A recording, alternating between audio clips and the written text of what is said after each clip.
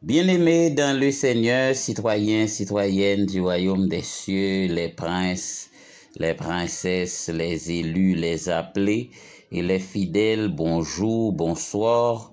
Que la paix de notre Dieu le Père et la grâce de notre Seigneur Jésus-Christ soient avec vous.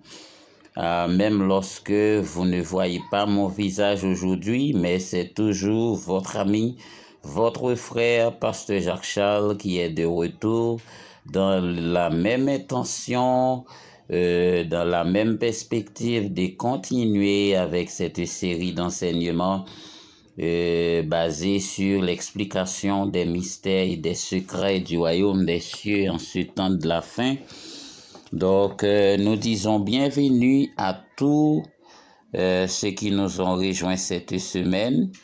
Et nous sommes enchantés de vous accueillir sur TV du Royaume des Cieux. Et nous savons que ce moment va être béni et pour chacun de vous. Et ensuite, nous allons partager ce travail avec nos bien-aimés frères et sœurs, entre familles, pour que le royaume de Dieu soit prêché dans le monde entier, pour servir de témoignage à toutes les nations, afin que la fin s'accomplisse, comme il a été dit au Matthieu chapitre 24 par notre Seigneur Jésus-Christ. Alors, bien entendu, tout au long de cette période, mes bien-aimés, mes frères et sœurs, nous traitons un sujet assez crucial. C'est bien sûr la Trinité qui est le système de la justice de Dieu ou bien le tribunal de Dieu. Donc, nous avons expliqué de fond en comble chaque élément qui caractérise la justice de Dieu et on a vu que dans toute la création, dans tout ce qui se fait, eh bien, la Trinité est bel et bien présente et la terre tout entière reçoit la marque de la Trinité, que ce soit de l'univers, tout ce qui existe, parce que Dieu refuse le droit de se comporter en belligérant, le Seigneur refuse le droit d'agir par la force. Or, sachez que notre Dieu est le Dieu de la force qui possède cette puissance. Donc, pour éviter qu'il soit agi par la force, il a institué son tribunal qui est la Trinité et pour régler ses affaires, toutes les décisions du royaume des cieux. Nous allons prier. Notre Dieu, notre Père, nous te disons merci pour ce beau jour.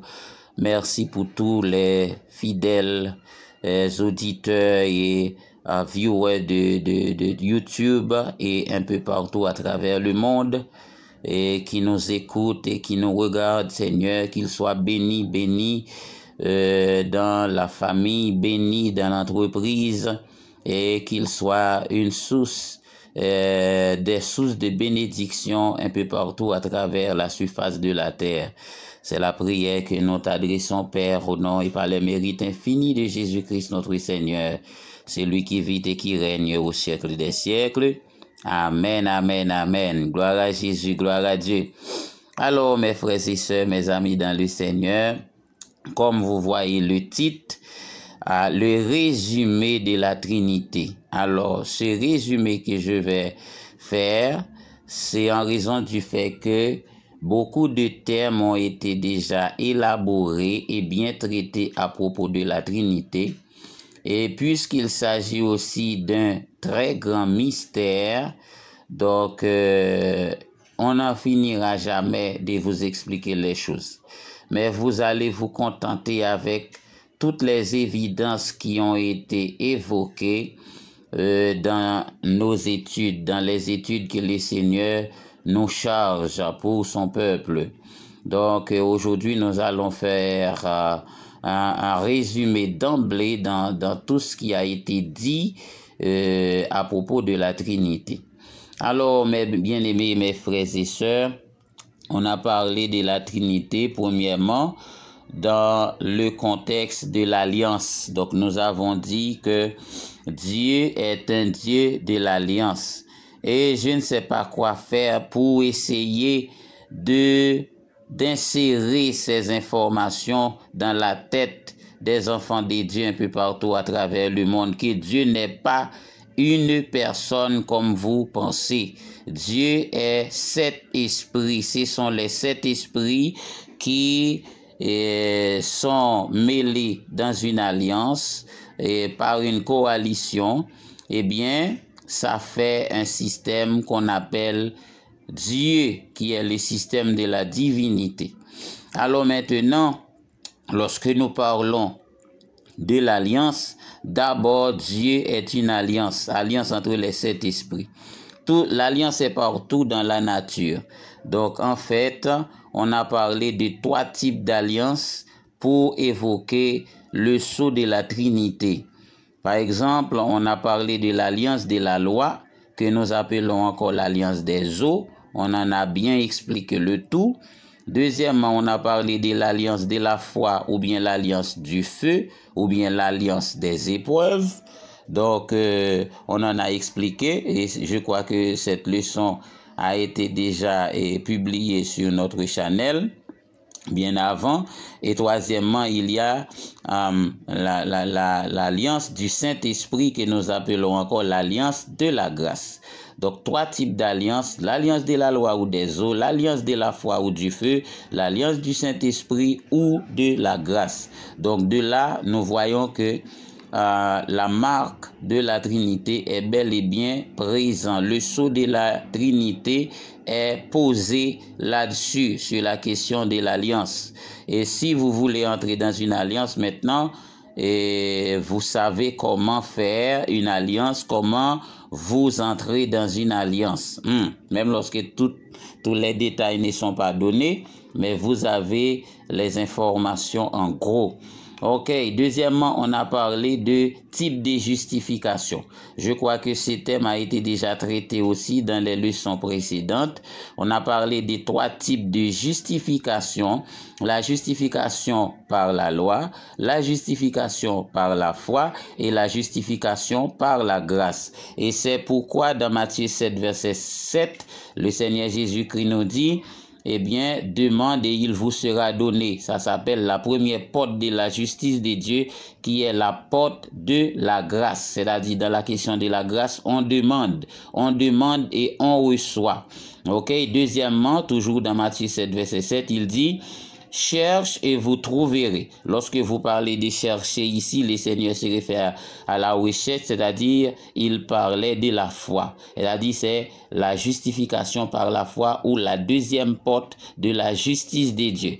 Troisièmement, il dit, eh bien, frappe et on vous ouvrira. Elle a dit, lorsque vous frappez, c'est la loi. Elle a dit la porte de la loi. Voyons les 3 portes de la justice de Dieu: la porte de la grâce, et demandez et l'on vous donnera; la porte de la foi, cherchez et vous trouverez; et la porte de la loi, qui consiste à frapper, c'est-à-dire aller travailler, chercher du travail. Dès que vous parlez de la foi, eh bien ici c'est la recherche. Mais pour la loi, c'est la question d'activité, c'est des rituels, c'est des pratiques, c'est la manipulation. Alléluia. Gloire à Jésus. Merci Seigneur. Amen. Gloire à Dieu.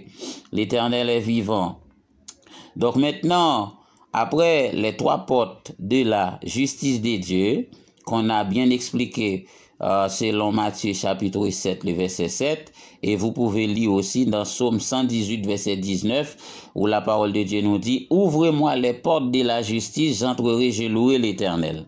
Donc peut-être que nombreux sont ceux qui n'avaient pas mis l'accent sur la question de la justice de Dieu, mais puisque nous sommes à la fin des temps, donc maintenant les révélations sont venues vers vous. Et troisièmement, on a parlé aussi de Dieu. Même Dieu lui-même est justifié par la Trinité. Elle a dit, on trouve Dieu en 3 fonctions. Dieu a une fonction de créateur, elle a dit, dans les œuvres de la création, et c'est pourquoi il est appelé Dieu. On l'appelle Dieu parce qu'il est le créateur de toutes choses visibles et invisibles. Et c'est pourquoi Dieu est appelé Dieu. Mais il ne s'appelle pas seulement Dieu. Il est aussi le roi des rois. Puisqu'il est mélangé dans une alliance avec 7 esprits, tous les 6 autres esprits sont aussi des rois. et lui-même étant le leader du groupe, eh bien, il est le roi des rois au milieu des autres rois. Troisièmement, Dieu a la fonction de père et il a la fonction, cette fonction de père, c'est dans le tribunal de sa justice qui est la Trinité, comme je vous ai montré au sommet du triangle qui s'appelle la montagne des Sion. Amen. Gloire à Jésus. Maintenant, mes frères et sœurs, mes amis dans le Seigneur, Jésus-Christ lui-même aussi a été justifié par la Trinité. Et c'est pourquoi que nous avons trouvé Jésus-Christ dans trois fonctions. Premièrement, la fonction de grand prêtre, la fonction de prophète et la fonction de roi. Donc, voyons, c'est pourquoi, eh bien, Jésus-Christ, lors de son entrée triomphale à Jérusalem, on l'acclamait comme étant le roi. Et il a été aussi honoré étant que prophète, et de l'autre côté comme le sacrificateur éternel, comme nous dit le livre des Hébreux, à la manière de Melchisédek. Alléluia, gloire à Jésus. Maintenant, cinquièmement, le Saint-Esprit aussi est justifié. Il est le témoin, premièrement. Deuxièmement, il a un rôle de consolateur. Et troisièmement, il a un rôle d'auxiliaire ou bien d'aide. Mais vous vous demandez pourquoi c'est trois. Alors, vous ne le saviez pas. Eh bien, tout ça veut dire le sceau de la justice de Dieu ou bien la marque de la Trinité. C'est pourquoi on a trois. Dieu le Père a trois fonctions, Jésus-Christ a trois fonctions, le Saint-Esprit a trois fonctions. Fonction des témoins, fonction des consolateurs, fonction d'auxiliaire ou bien d'aide. Maintenant, pour faire suite, on a parlé aussi de trois types de ciel lorsqu'on se réfère à la création. On a parlé de ciel firmament ou ciel atmosphérique. On a parlé de ciel planétaire et ensuite le ciel du paradis que l'apôtre Paul nous révèle dans 2 Corinthiens 12, le verset 2, lorsqu'il était ravi au troisième ciel. Le troisième ciel s'appelle le ciel du paradis. Amen. Gloire à Jésus.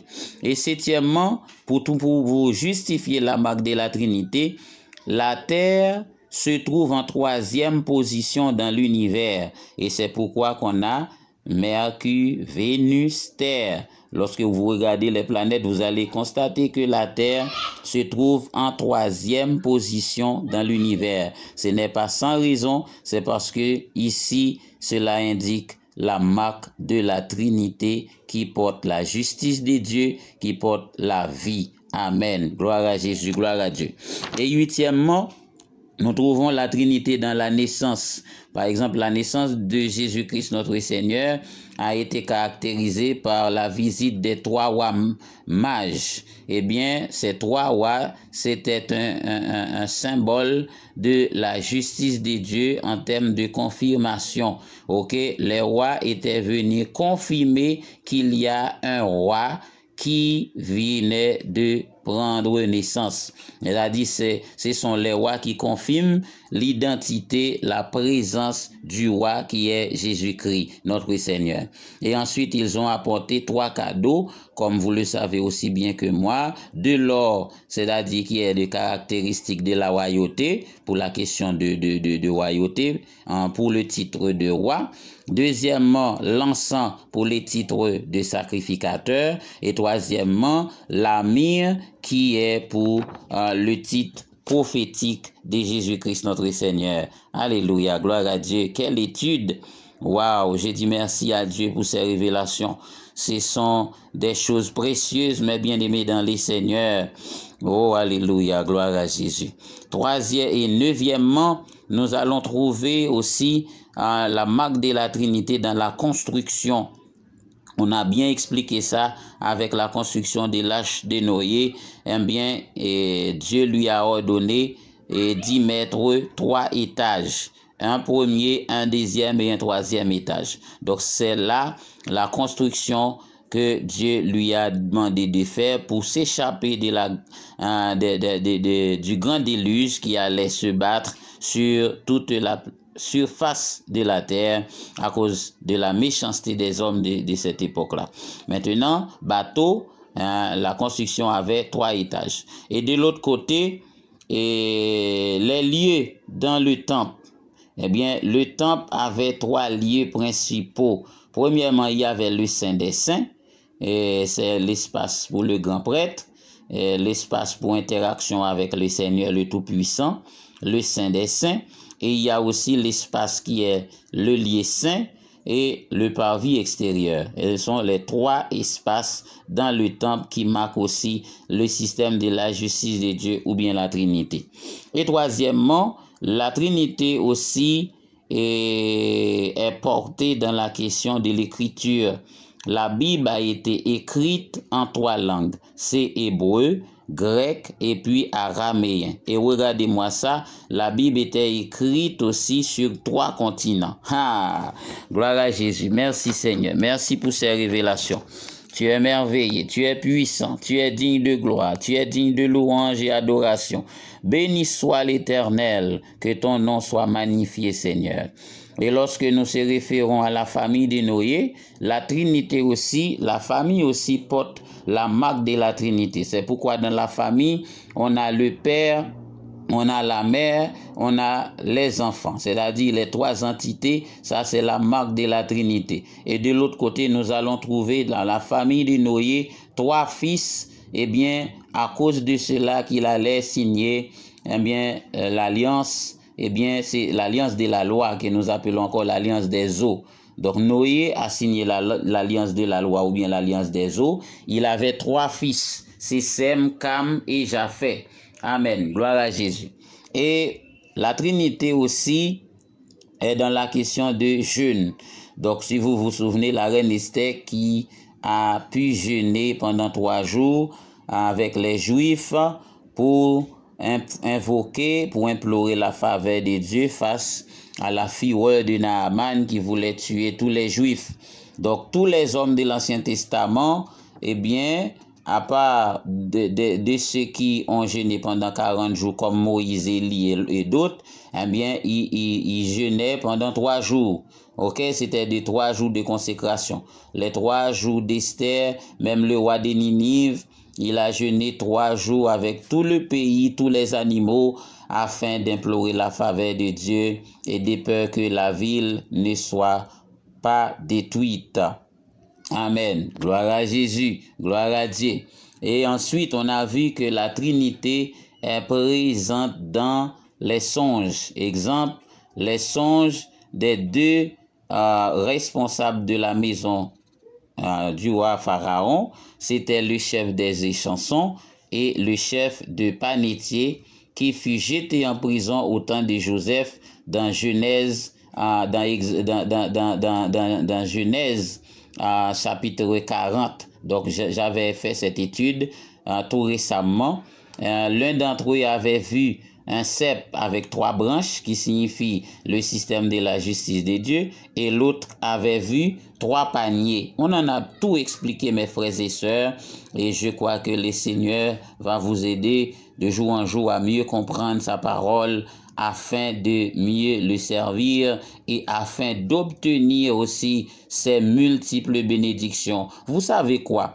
Certaines personnes n'arriveront jamais à toucher les bénédictions de Dieu tant qu'ils ne connaissent pas la parole de Dieu. C'est la parole de Dieu qui va vous aider, qui va vous permettre de toucher les bénédictions de Dieu, car il y a des balises. Donc c'est avec la parole de Dieu pour décrocher la bénédiction de Dieu. C'est avec la parole de Dieu que vous pouvez décrocher un mariage interdit. C'est avec la parole de Dieu que vous pouvez décrocher les situations empêtrées par les démons ancestraux. Donc c'est avec la parole de Dieu. Si vous ne connaissez pas la parole de Dieu, eh bien, ça va vous prendre du temps, mes frères et sœurs. Donc, que Dieu ouvre les yeux de votre cœur pour que vous puissiez comprendre la vérité et pour que, enfin, vous soyez affranchis.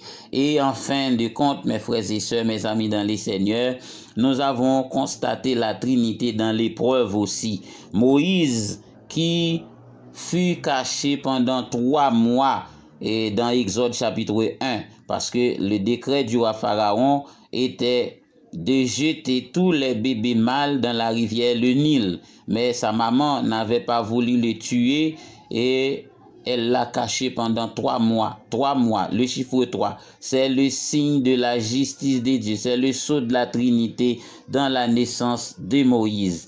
Hein, cela est répété dans la naissance de Jésus-Christ sous forme de cadeau, mais dans la vie de Moïse, eh bien, sous forme de 3 mois de clandestinité, 3 mois cachés contre la fille du roi Pharaon qui voulait tuer tous les bébés garçons d'entre la famille des Hébreux. Amen. Gloire à Jésus. Et ensuite, dans la visite aussi, la Trinité est présente. Dans Genèse chapitre 17, lorsque 3 étrangers visitaient Canaan, eh bien, Abraham les a reçus chez lui. Et c'était le Seigneur lui-même. Elle a dit le système de la justice de Dieu. Vous connaissez l'histoire aussi bien que moi. Abraham avait mangé avec eux. Il les accompagnait en chemin pour Sodome et Gomorrhe, qui étaient deux villes où habitaient les méchants, les injustes. Et le Seigneur allait détruire cette ville où Abraham avait fait une plaidoirie de 50 jusqu'à 10 innocents pour échapper la ville, comme vous connaissez l'histoire aussi bien que moi. Mais malheureusement, la ville n'a pas pu être épargnée parce que les gens étaient tellement méchants. Seulement la famille de Lot avait eu cette chance et sa femme en moins. Alléluia. Gloire à Jésus. Gloire à Dieu. Alléluia. Merci Seigneur. Dans le sacrifice aussi, la Trinité est là. Et je vous invite à lire avec moi dans Genèse chapitre 15, le verset 9. Ça, c'est très, très important, mes frères et sœurs, mes amis dans le Seigneur. Donc, il y a certaines choses qu'il faut vérifier. Donc, c'est très important parce que la parole de Dieu est là pour nous éclairer. La parole de Dieu est là pour nous libérer. La parole de Dieu est là pour nous délivrer. Donc, il nous faut utiliser la parole. Amen, amen. Le verset 9, nous disons que Genèse chapitre 15, le verset 9, si vous avez une Bible avec vous, vous allez lire avec moi. Et l'Éternel lui dit, prends une génisse de 3 ans. Elle a dit, c'est Abraham, et dans un dialogue avec les seigneurs, Abraham avait eu confiance en Dieu, certes, mais il était vieux, très avancé en âge. Cela a donné un petit peu d'inquiétude pour la question de l'enfantement. Mais le Seigneur lui a rassuré que tout allait se passer très bien. Et pour cela, il lui a demandé de lui présenter une offrande. Alléluia. Présenter une offrande dans Genèse chapitre 15, le verset 9. Et l'Éternel lui dit, prends une génisse de 3 ans. Écoutez-moi, mes frères et sœurs, 3 ans. Une chèvre de 3 ans. Un bélier de 3 ans. Regardez ça.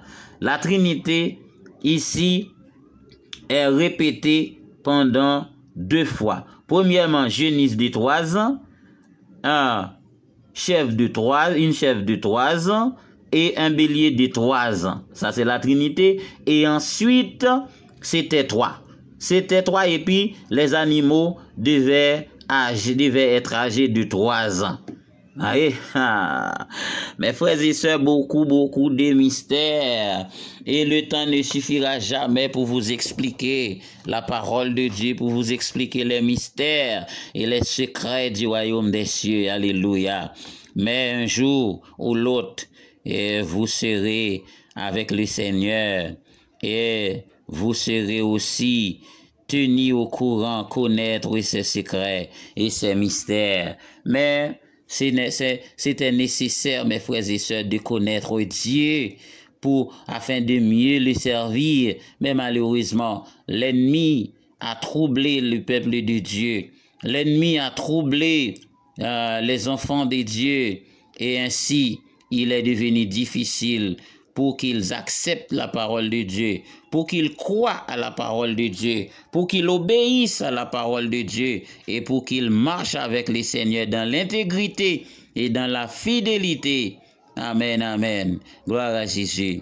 Et pour finir, mes frères et sœurs, le dernier point, c'est que la Trinité s'exprime même dans la mort.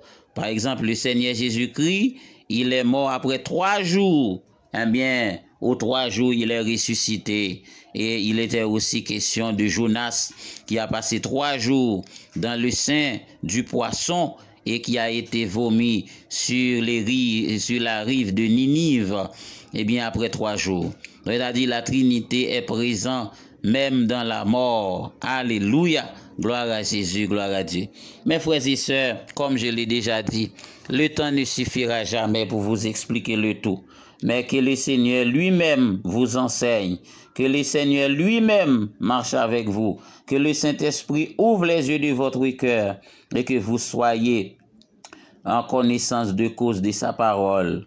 Et cela va vous donner la garantie de la vie éternelle et cela va vous donner aussi l'accès à toutes les bénédictions de Dieu, parce que le royaume de Dieu, c'est une affaire d'alliance, premièrement. Deuxièmement, c'est une affaire de justification. Et troisièmement, c'est une affaire de clé. Donc, si vous n'avez pas de clé, c'est difficile pour vous d'y avoir accès, difficile pour vous d'y pénétrer, parce que le royaume des cieux est une affaire de clés, de puissances, de mystères et de secrets. Que Dieu daigne vous bénir de toutes sortes de bénédictions spirituelles et matérielles.